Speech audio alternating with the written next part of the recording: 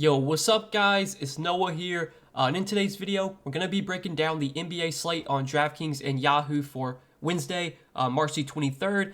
Big Wednesday slate, 11 gamer today. So as always guys, we're going to talk through each one of these 11 games, break down each team. Since it is such a big slate, I'm going to try and go as quickly as possible, really briefly talk through each team and what stands out to me, taking a first look at the slate on Tuesday night. And then as we do go through each game, we will build out an early core, talk about 5 players that I specifically like at first look for both DraftKings and for Yahoo. But before we get started with the breakdown, as always, please hit that like button down below. I do always appreciate the likes, guys. If you have not yet, hit that subscribe button as well. Getting very close to 25,000 subscribers. I think we're literally like a couple subscribers away. We're probably going to hit it today on Wednesday. So if you have not yet, guys, hit that subscribe button. We're going to reach a big milestone, 25K. Hopefully, this is not the last milestone. Hopefully we'll be 30K, 35K, just continue to grow this channel. All thanks to your guys' support, all thanks to you guys, watching the videos every day, hitting the like button. I really do appreciate it. And hopefully, these videos have helped you throughout, all the years I've been making them.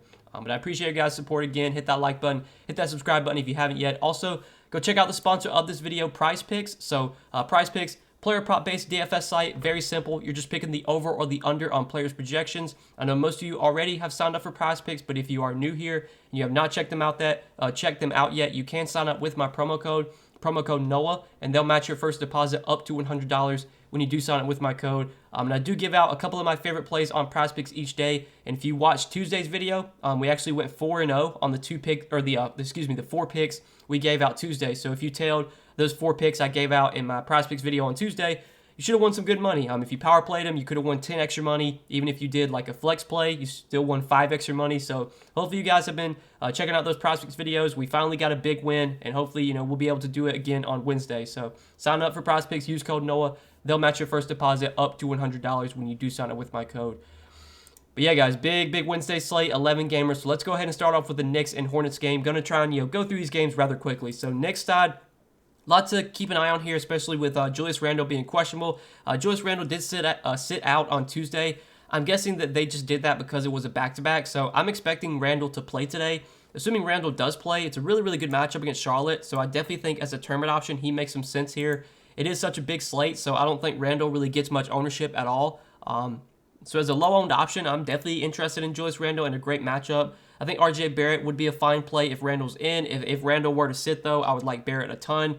Same would go for Obi Toppin. Obviously, Obi Toppin became a really good value play whenever Randle got announced out Tuesday. If by some chance Randle sits again, we could look to Obi Toppin as well. Guys like Alec Burks, Emmanuel Quickley, Mitchell Robinson, Evan Fournier, they would all get little boosts as well.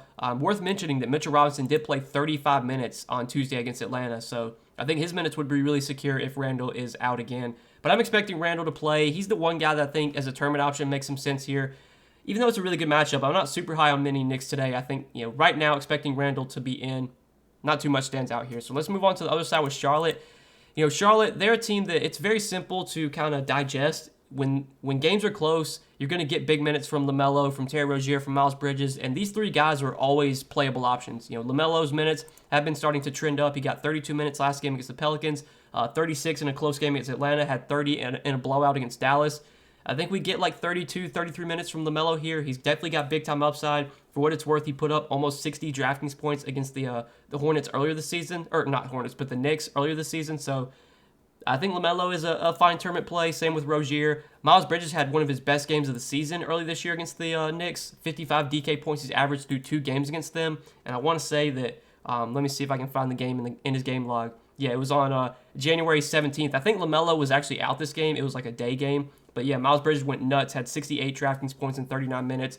He's always got big-time upside. He always is going to play big minutes as well. Does he stand out as a top play today? Obviously not, but I think, LaMelo, Rozier, Bridges, they're playable. I think max one of those 3 is probably the way that I would go, though.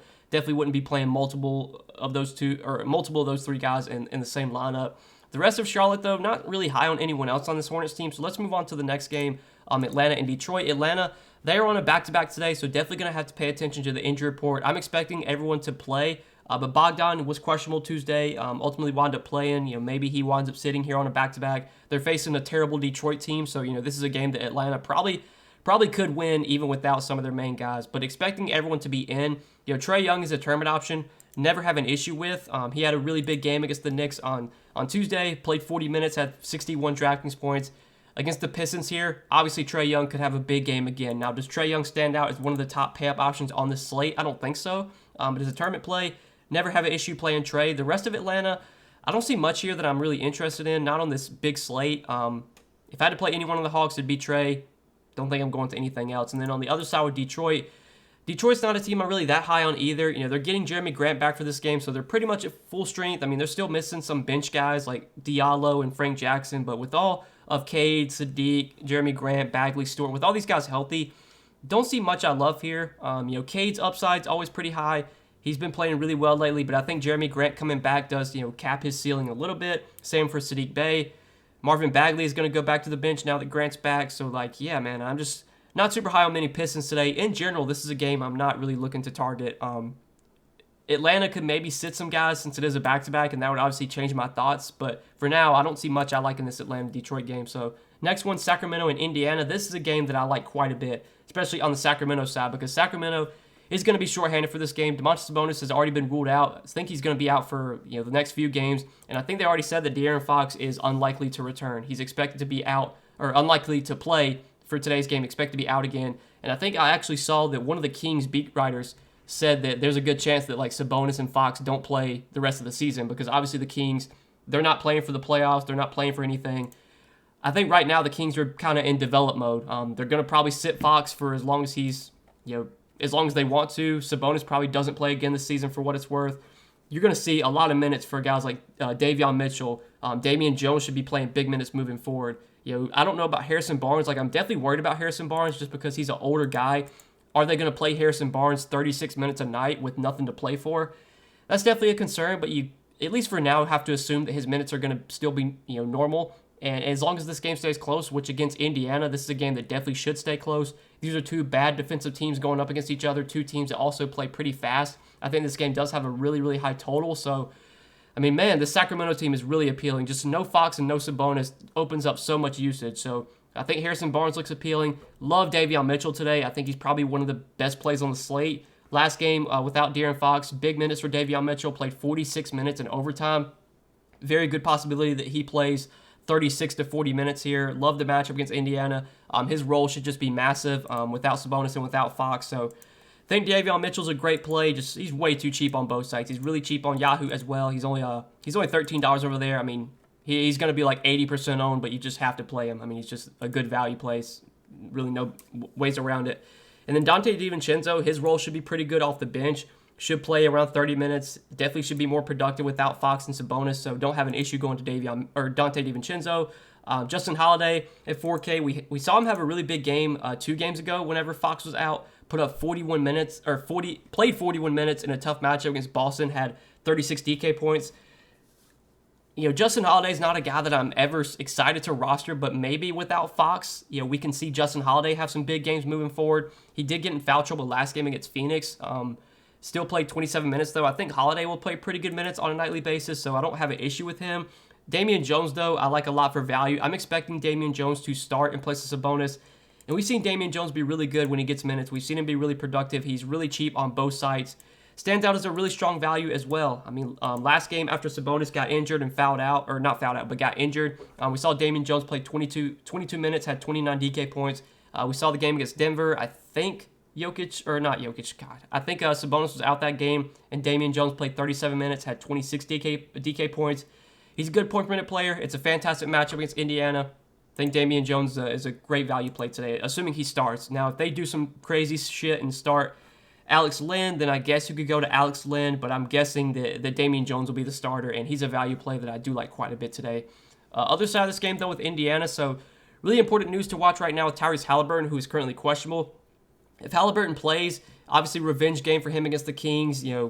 I'm sure he wants to play well here, but at 9,200, he doesn't really stand out today. I will mention, though, if Halliburton sits, really like Malcolm Brogdon. I think Malcolm Brogdon at 7,800 would be a really good option in the mid-range. He should play big minutes here. They've been playing him big minutes in close games. Matchup's fantastic against Sacramento, so definitely like Brogdon if Halliburton sits. I think Buddy Hield would become a solid play too, but I will mention that Hield is 7,700, so it's not like we're getting Hield at a great price tag. Isaiah Jackson, I believe, is currently questionable, so this will be something to monitor. If he sits, that opens up more minutes for Jalen Smith, for O'Shea Brissett, for Goga. At their price tags, like, none of these guys really stand out. Goga has been starting in place of Isaiah Jackson. Last 2 games he has started, he's played 26 and 24 minutes and has scored 47 and 19 DK points. Goga is a good point per minute player. You would think if he's starting, he probably plays like 25, 26 minutes. So at 5K, if Isaiah Jackson's out again, like, I don't hate Goga. I think he's playable. But really, we're just going to have to watch the news on Halliburton, because if Halliburton sits, then, Brogdon becomes really appealing. Buddy Hield becomes a, solid play. Don't know if I'd really be getting to anyone else on Indiana, though. So let's go ahead and move on to the next game, Utah and Boston. Should be a fun game to watch. Not a game that I'm really going to be going heavy on, though, for DFS. On the Utah side, don't really see much here that I'm interested in. Bojan's still out for Utah, so that opens up a little bit more usage for Donovan Mitchell. Jordan Clarkson's been playing big minutes without Bojan, so he's an okay play. But the matchup's really tough against Boston. Boston's one of the best defensive teams in the league. I don't really see much I like here on Utah. And then on the Boston side, again, I don't know if this is a spot where I really want to be going to many Boston guys. Utah's defense has not been as good this season, but still not a team that I love attacking. Jaylen Brown and Jason Tatum always have upside, but do they stand out on this slate? Not really. Robert Williams is currently probable, so he's expected to play. I think Marcus Smart is probable as well. So both those guys are expected back. Don't really have any interest in them. I don't really see much I like on Boston today. This game in general is kind of a fade for me. Just not a game I really want to be going heavy on for DFS purposes. So next game, Brooklyn and Memphis. Looking at Brooklyn today, they will be getting Kyrie back for this game, so that definitely cuts the ceiling down a little bit for Kevin Durant. Kevin Durant can obviously still have a big game even with Kyrie playing, but I think it's just not as likely. So, KD and Kyrie at their price tags, I don't think really either one of them stand out on this slate. The rest of Brooklyn, the secondary guys, when KD and Kyrie are both healthy and both playing, I just don't really ever go to Bruce Brown or Seth Curry or Dragic. I think Goran Dragic is doubtful for this game, so he's not expected to play. But I don't know if that really matters too much, especially since Kyrie's coming back. So, Kyrie's going to take a lot of the minutes that Dragic was getting. Yeah, I just don't really like much here on Brooklyn. Not a team I'm super high on today. Obviously, KD and Kyrie are playable. They're the only 2 guys I'm really interested in from the Nets. And then on the Memphis side, lots to like on Memphis because Ja Morant will be out today for Memphis, which opens up a lot of usage. Should benefit guys like Desmond Bane, Jaren Jackson Jr., Dylan Brooks, Tyus Jones. I think Bane at 6,900, probably priced where he should be, but should see some more shot attempts coming his way. Always can get hot from the field and put up a big game when he shoots the ball well. At 6,900, again, I think he's priced where he should be, but is a playable option. Triple J actually does lead the team in usage this season with Ja Morant off the floor. So Triple J gets a big bump whenever Ja's out. And I know last game he was in foul trouble, only put up 33 DK points, but he did that in just 21 minutes. I think if Jaren Jackson Jr. stays out of foul trouble today, he probably plays like 30 minutes. And given that he leads the team in usage with Ja off the floor, I think Triple J's got a lot of upside here. Matchup against Brooklyn, I do like. I definitely worry about if he's going to be guarding KD. There's obviously some foul trouble risk there, but we know Triple J can stuff the stat sheet, can score, can get rebounds, can get a ton of defensive stats. I'm definitely interested in him as a tournament option. I think he'll be pretty low owned, so do like Triple J quite a bit. I don't know if Steven Adams' role really changes without Ja, so not super high on Steven Adams. Dylan Brooks definitely gets a bump, though, without Ja. We saw him play 25 minutes last game in a blowout. Definitely had, he had a good game, 33 DK points. He's going to see some more shots coming his way. I would think his minutes start to trend up a little bit. Some of these games lately have been blowouts. I think if this game stays close, we get like 30 minutes from Dylan Brooks, and he should be productive, should average around a fantasy point per minute. So 5,600 for Dylan Brooks. I'm kind of interested in him. And then as a value play, Tyus Jones, 4,600. Like Tyus Jones a lot today. He's just too cheap. On Yahoo, he's, for some reason, minimum salary, so I'll for sure be targeting Tyus Jones on both sides. I mean, we've seen this year when Ja sits, Tyus Jones he gets the job done. He played 30 minutes in a blowout against Houston last game, had 30 Draftkings points. A lot of the games that the Ja's been out, this game against Indiana, Ja was out, 26 minutes, 30 Draftkings points. He's just very solid. He's a productive player. He averages around a fantasy point per minute. He should play low 30s minutes. 4,600 is probably still too cheap for Tyus Jones here with Ja out. So really do like Tyus Jones once again. And that's really all that I'm looking to from Memphis. So we can go ahead and move on to the next game, Golden State and Miami. Golden State, another team on a back-to-back today. So we're going to have to watch the injury report. I think it's a very good chance that Golden State rest a lot of guys here. Wouldn't be surprised at all if Klay winds up sitting. I'd be very surprised if Draymond plays today. I think there's definitely a possibility that they maybe rest Andrew Wiggins. For now, as I'm making this video the night before, just kind of have to expect everyone to play. But keep an eye on Golden State's injury report because there could be a lot of guys that get ruled out here. We've seen on back-to-backs the Warriors will sit a lot of their stars. So keep an eye on this. For now, if everyone's in for Golden State, I don't see much. I mean, it's a tough matchup on the road against Miami. Jordan Poole's upside without Steph is obviously really high, so he's probably my favorite play from Golden State. Last 2 games without Steph, he's played 36 and 40 minutes and has scored 39 and 38 DK points. Don't love the matchup here, but the upside is definitely there for Jordan Poole when Steph's off the floor. That's probably it, though, from Golden State. Like, right now, it's just a wait and see here. I think that there will be some guys that get ruled out today from the Warriors, but until we get that news, just got to, go with what we got. And right now, there's not much that stands out from Golden State in a tough matchup. On the other side, though, with Miami, so looking at the Heat, another team that's, just kind of a wait and see. Right now, Jimmy Butler and Tyler Hero are both questionable, which are the main ones that we want to talk about. Victor Oladipo and Caleb Martin are also questionable, too. I don't know if their injuries have as much of an impact, but definitely if Jimmy sits and if Hero sits, I mean, I would love Bam Adebayo at 7,900. I would love Kyle Lowry at 6,400. Without Jimmy and without Hero, we would just see Bam and Lowry really dominate the usage. Those guys would play pretty good minutes. They would have the ball in their hands a lot. Obviously, Lowry's assists would be through the roof. Bam's usage would be way up. I would really like both Bam and Lowry in that scenario. If everyone is in, though, from Miami, I don't see much here because, against Golden State, don't love this matchup. I think if Golden State winds up sitting a lot of guys, this could be a game that maybe gets some blowout. There's some blowout risk. Miami right now, with how they're, with how they are, with how their team is, set up, it's just a tough team to attack because when they're all fully healthy, no one really ever stands out. Now, obviously, Jimmy can have a big game any night. Bam could have a big game any night. Hero could get hot off the bench, but it's just really tough to predict which one of the main Miami guys is going to go off on a nightly basis. When guys start getting ruled out, then it becomes pretty clear, who's going to benefit and who we want to go to. So right now, just kind of a wait and see for me on Miami. Don't love much here unless guys start getting ruled out. Then my thoughts will change.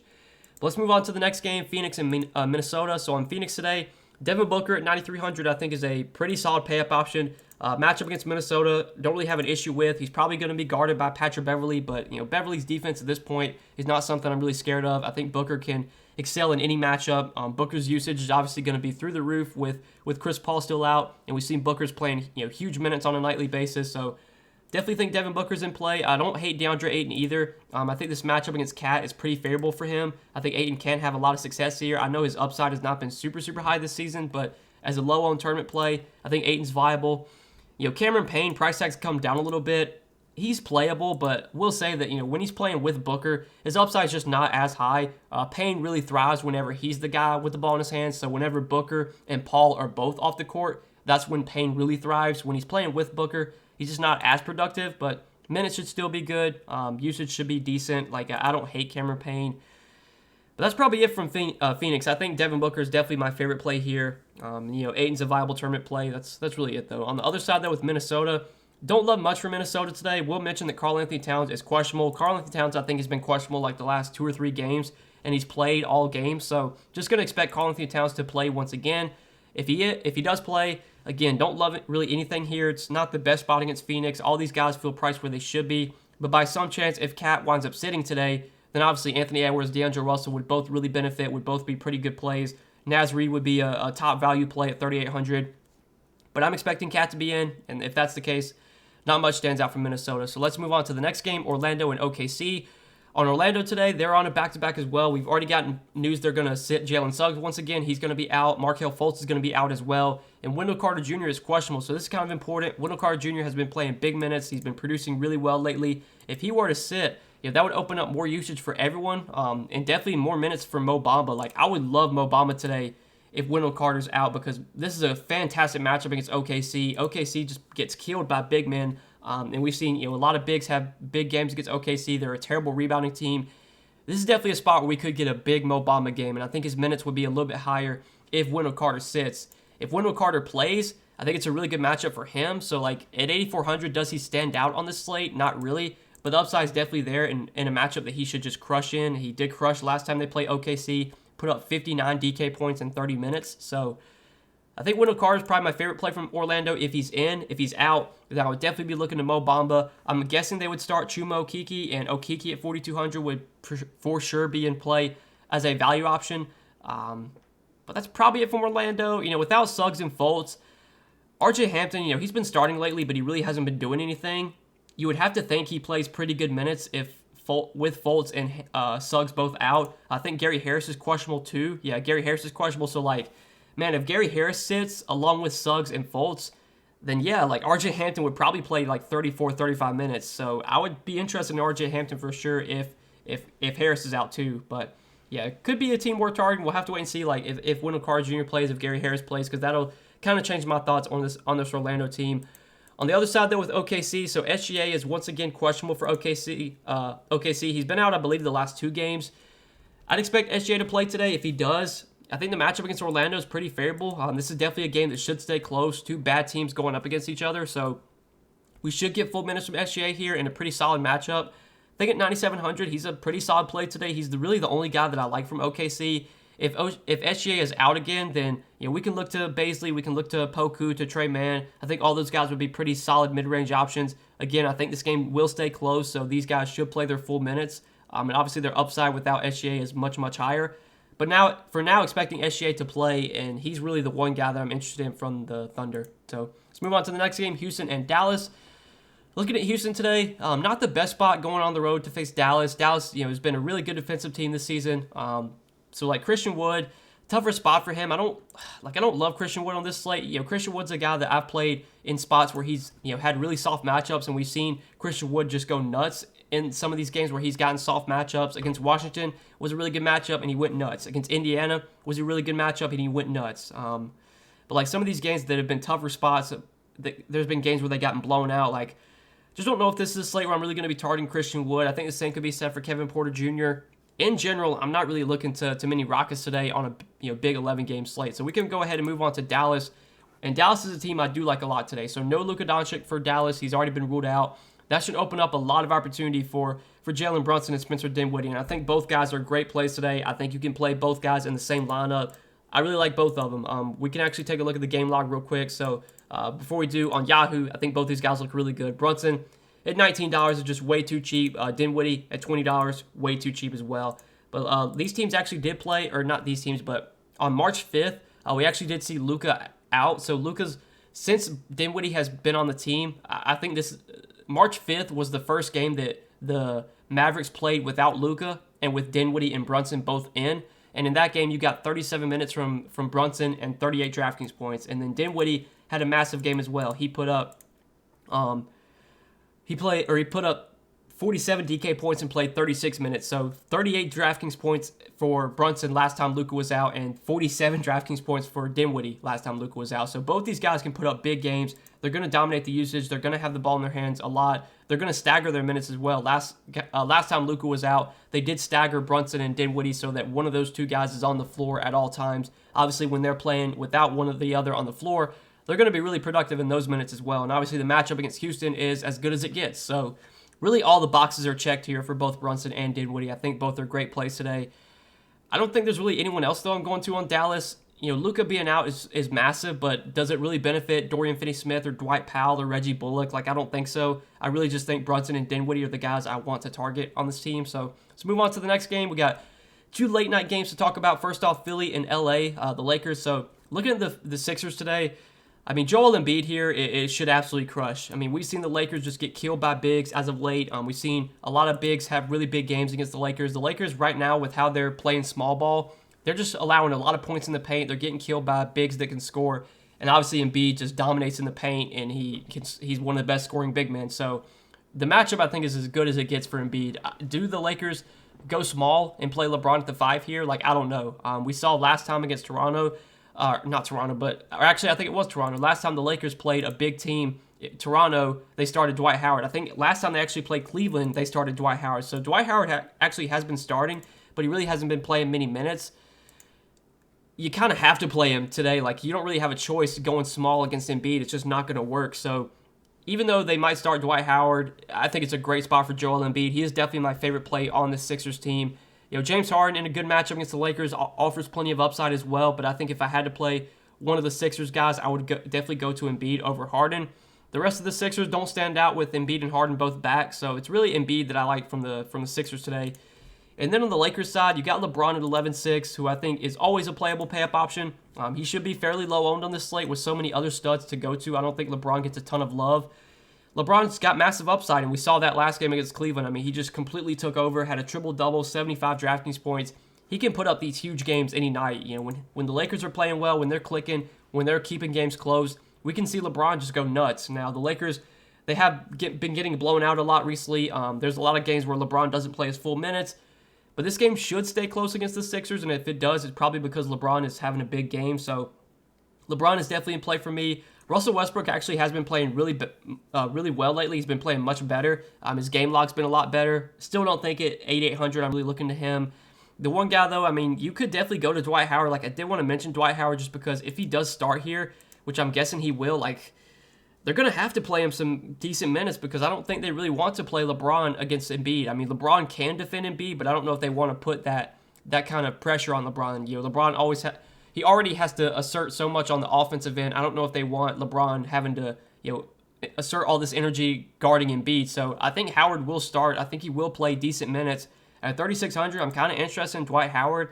They could play Wenyen Gabriel at the 5. I think Wenyen Gabriel would probably get abused, though, by Embiid. So don't know if that's a spot where I really want to target Wenyen Gabriel. But definitely keep an eye on the Lakers starting lineup. I know it's a late game, and we probably won't have their lineup till way after lock. But if Dwight Howard does start, I'm kind of interested in Dwight Howard as a value option because I think when he does get minutes, he can be productive. And I think the minutes should be there in a game against Embiid where they are going to need a big guy out there. So that's it for this one. Last game of the night, the San Antonio Spurs and the Portland Trail Blazers. So on the San Antonio side, DeJounte Murray at 10,300. I think it's a pretty solid pay-up option today. He's been really bad the last 2 games, which is unlike DeJounte Murray. He's been so consistent this season, but the last 2 games he definitely has underperformed. But those haven't been the best spots against Golden State and against the Pelicans. Now he gets to face Portland, who is just a terrible defensive team. They've been one of the worst defensive teams on the season. The matchup's really good. The pace of this game should be really good. Really, all the boxes are checked for DeJounte Murray. So I definitely like DeJounte Murray today. He's my favorite play on San Antonio.